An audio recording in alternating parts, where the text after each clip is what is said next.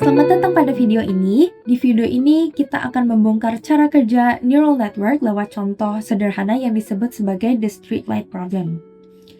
Di sini inputnya adalah pola lampu yang menyala, di mana 1 artinya menyala dan 0 artinya mati. Tujuannya adalah untuk mengajari jaringan kita untuk memprediksi kapan aman untuk menyeberang, di mana output adalah 1 untuk walk, dan kapan harus berhenti, di mana output adalah 0 untuk stop, berdasarkan pola lampu yang menyala. Algoritma yang membuat jaringan bisa belajar dari data ini adalah backpropagation. Sebelum masuk ke backpropagation, langkah pertama adalah inisialisasi bobot, di mana semua bobot dalam jaringan seperti weight 01, weight 12, dan juga weight 23 diinisialisasi dengan nilai acak kecil. Inilah titik awal jaringan kita sebelum ia belajar apapun. Dan di sini adalah contoh input dan output yang akan kita gunakan. Sekarang masuk ke free forward pass, di mana kita ambil satu contoh data, misalnya input pertama yaitu 101, ini artinya lampu kiri dan juga kanan menyala. Dan target sebenarnya untuk pola ini adalah stop, yaitu 0. Prosesnya seperti ini, di mana input 101 akan dikalikan dengan bobot pertama yaitu weight 01 yang akan menghasilkan nilai Z1. Lalu kita lewatkan ke fungsi aktivasi ReLU untuk menghasilkan output dari hidden layer pertama yaitu H1. ReLU adalah fungsi aktivasi CNN untuk meminimalisir error.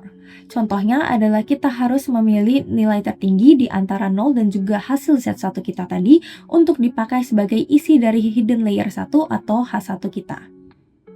Proses yang sama persis akan kita ulangi, di mana H1 akan dikalikan lagi dengan bobot kedua yaitu weight 12 untuk menghasilkan Z2. Lalu akan diaktifkan menjadi H2. Terakhir, H2 akan dikalikan dengan bobot terakhir yaitu weight 23 untuk mendapatkan prediksi akhir YH. Nah, karena bobotnya masih acak, contoh prediksi jaringan untuk pola ini adalah 0,8. Sekarang kita akan menghitung errornya. Jaringan kita memprediksi 0,8, padahal targetnya sebenarnya adalah 0. Dan di sini kita bisa lihat bahwa perbedaannya cukup jauh. Kita bisa hitung seberapa besar kesalahannya menggunakan mean squared error. Di sini kita kalkulasikan 0,8 dikurangi dengan 0 lalu dipangkatkan akan menghasilkan 0,64. Nilai error ini menjadi sinyal penting, di mana semakin besar errornya maka semakin salah prediksinya dan jaringan kita perlu belajar dengan cara memperbaiki bobotnya. Bagaimana kita bisa menggunakan error ini untuk memperbaiki bobot di dalamnya?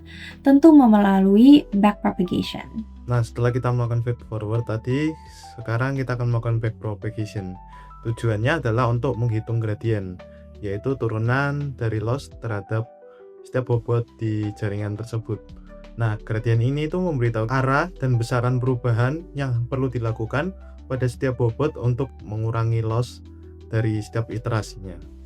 Oke, langkah pertama yang harus dilakukan setelah tadi maju. Nah, sekarang kita akan melakukan backpropagation. Nah, langkah pertama yang dilakukan adalah mencari delta. Delta ini merupakan target dikurangi prediksi atau yang bisa kita disebut pure error. Nah, kita mencari delta itu bertujuan untuk mengetahui apakah model jaringan kita ini errornya lebih dari prediksi sebenarnya atau kurang dari prediksi sebenarnya. Untuk singkatnya, delta ini akan dipakai untuk mengetahui model itu harus bergerak ke arah mana, ke sini atau ke sini.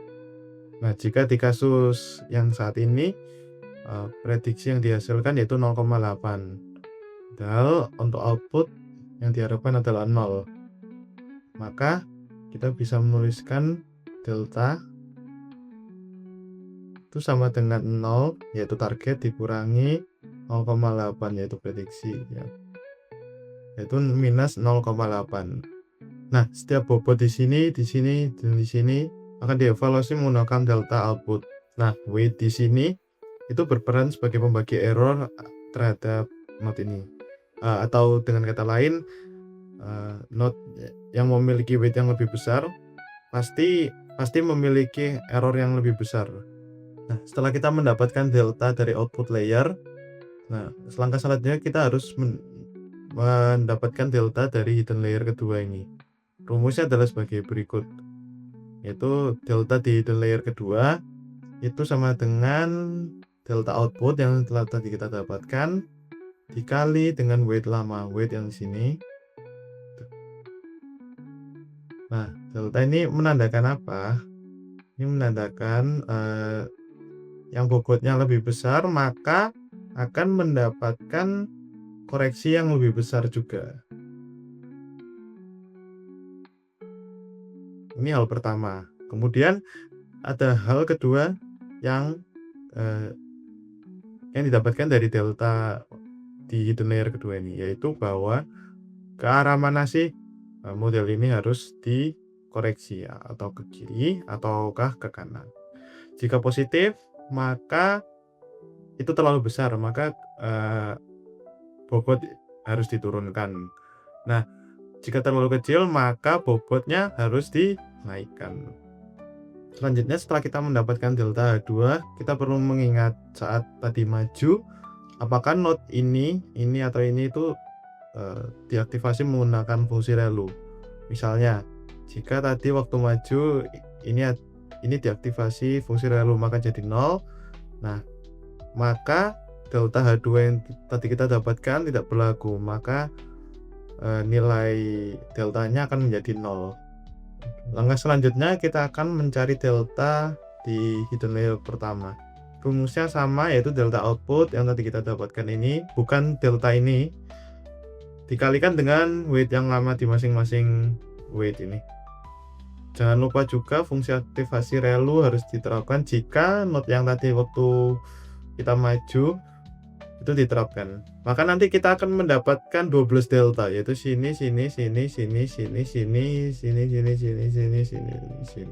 Lalu kita mengupdate weight baru, yaitu weight lama yang di sini tadi ditambah dengan alpha. Alpha itu yaitu learning rate tadi dikali dengan delta. Delta yang tadi kita dapatkan ini, delta yang ini untuk mengupdate weight dikalikan dengan value di hidden layer ini. Maka nanti kita akan mendapatkan 12 weight baru. Langkah selanjutnya kita akan mengupdate weight 01. Yang sama, kita akan mencari delta dulu, tapi delta di sini, yaitu delta output ini, bukan yang di sini. Itu dikalikan dengan weight yang lama. Jadi ada 12 weight, maka nanti kita akan mendapatkan 12 delta. Setelah itu tidak perlu memikirkan tentang fungsi aktivasi relu, karena di input layer ini tidak mungkin kita aktivasi dengan fungsi relu, hanya ada di hidden layer saja. Maka langkah selanjutnya kita akan mengupdate weight yang baru. Sama caranya, yaitu weight yang lama 12 weight ini ditambah dengan alpha yaitu learning rate dikalikan delta yang tadi kita dapat ini dikalikan dengan input. Bedanya yang sini, jika kita mengalihkan dengan value di hidden layer, maka di sini kita akan mengalihkan dengan inputnya. Jadi kita telah melihat semua bagian dari propagation ini. Hubungan antar langkah ini sangat krusial dalam membentuk siklus ini. Nah, hubungannya feed forward ini akan menghasilkan sebuah prediksi kan tadi. Kemudian error calculation akan menggunakan prediksi tersebut untuk menghasilkan sinyal error ya, atau yang bisa tadi kita sebut delta itu, untuk disebarkan ke layer-layer sebelumnya. Nah, backward pass ini menggunakan delta itu untuk menghitung gradien di setiap bobotnya untuk nantinya diupdate. Nah, dan terakhir, weight updating ini nanti akan dijelaskan selanjutnya menggunakan gradien ini untuk memperbarui bobot agar di iterasi selanjutnya prediksinya akan menjadi lebih baik. Oke, berikutnya saya akan menjelaskan pentingnya learning rate di dalam pembaruan bobot. Sebelum saya masuk ke bagian learning rate-nya, saya akan menjelaskan secara singkat tentang pembaruan bobot. Dari yang pertama-tama, saya menggunakan simulasi street light problem dengan 3 lampu, yaitu lampu kiri, tengah, dan lampu kanan. Pembelajaran ini baru benar-benar terjadi dengan adanya rumus pembaruan bobot, yaitu weight lama dikurangi alpha dikali gradien. Kemudian menggeser bobot sedikit demi sedikit agar prediksi lebih mendekati target. Update bobot akan menurunkan prediksi 0,8 itu di iterasi berikutnya. Nah, berikutnya akan masuk ke learning rate. Seberapa penting learning rate di pembaruan bobot? Yaitu learning rate sangat penting dalam pembaruan bobot dikarenakan learning rate akan menentukan langkah dari pembaruan bobot arahnya akan kemana. Dari yang pertama-tama itu learning rate ada 3, besar, kecil, dan yang pas. Yang pertama itu yang besar. Jika learning rate terlalu besar, bisa dibilang langkahnya terlalu besar, maka nantinya nilai akan naik turun atau bahkan bisa divergent. Bisa dibilang overload, sehingga model tidak pernah benar-benar belajar. Berikutnya adalah learning rate yang kecil. Learning rate yang terlalu kecil akan memperlambat proses belajar dari model. Seperti pada simulasi di bawah ini, learning rate dapat mencapai titik yang ditentukan, namun membutuhkan iterasi yang cukup banyak. Dan berikutnya adalah learning rate yang pas. Learning rate yang pas adalah learning rate yang bisa dibilang cepat dan memiliki kestabilan yang pas, sehingga tidak akan berlebihan seperti learning rate yang terlalu besar tadi.